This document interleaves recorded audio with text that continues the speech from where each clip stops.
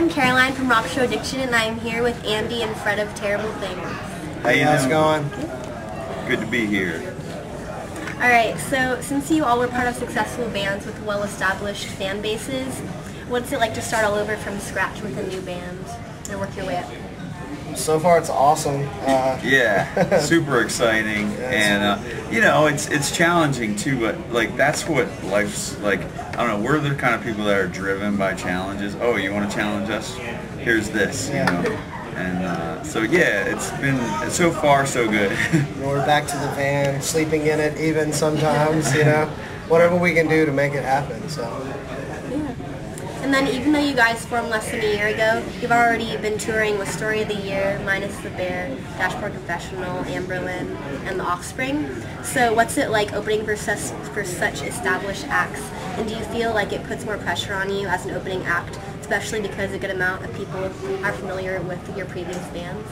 I don't think it puts pressure. I think putting us in front of an audience that we kind of came, a crowd that we kind of grew up in anyway. I think it just makes us want to go out and rock harder, you know, and win them over, because that's what we're trying to do all over again.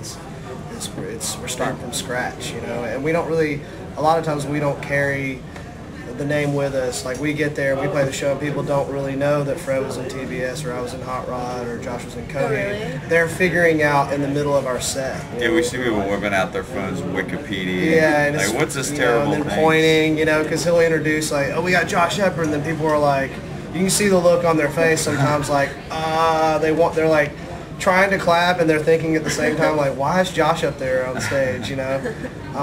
So it's really cool. I mean, we're literally starting all over again. So. I mean, but like you said too, you know, we're playing with these bands because.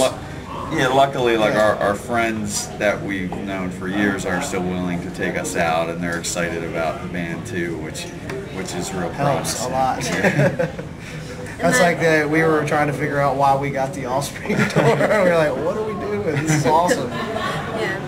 And Fred, why did you decide to change the type of music that you're recording? Because I know that when you were doing demos after you got off tour, you were like thinking about what kind of music you wanted to do. Yeah. So what made you decide you wanted to change your sound? Well, I was really, you know, I don't really write and think about styles. I just try to, whatever mood I'm in, that's what the song comes out as. Well, I had recorded these songs and I was playing them for my friends and people I knew, and they're like, you know, this sounds like a band, this doesn't sound like a solo project, which the Color Fred was a solo project. So I thought, well, if I'm going to do a band, I got to do it right. And I luckily ran into Andy, and you know, me and Andy started this thing, and then we thought, well, if we're going to really do it right, we got to get like my favorite drummer. You know, I think the best rock drummer around, Josh Shepard. So that was kind of like how it happened. And then these guys came in and had input, and Andy has a few songs on the record, and we all started writing together, and then it kind of changed on its own anyway. But I just had this feeling like what I needed to be doing mentally was a band again. So that's the reason. And then speaking of that, how did you guys come together with your songs? Like, did you write separately, or did you guys just collaborate? We kind of wrote, me and him, separately, but then we'd bring it in and like maybe completely rewrite something. You know, we had a song, Conspiracy, that is so that we different. can't even play yet.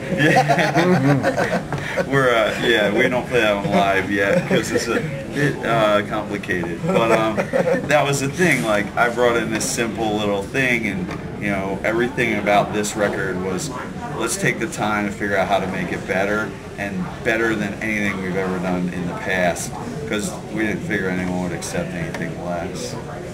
So that's how. And then, what do you guys have in store for your fans in the next coming months? And does your record still release this summer? August 31st, as far as I know. Yeah, and it's coming out, and we'll be doing in stores. I don't know if we'll be close to home at that time, but we'll probably all want to do our home. We're from like really different areas. Andy's from Alabama. We were talking about it earlier. Yeah, Josh is from like Albany, like super north, and then I'm Philly. So,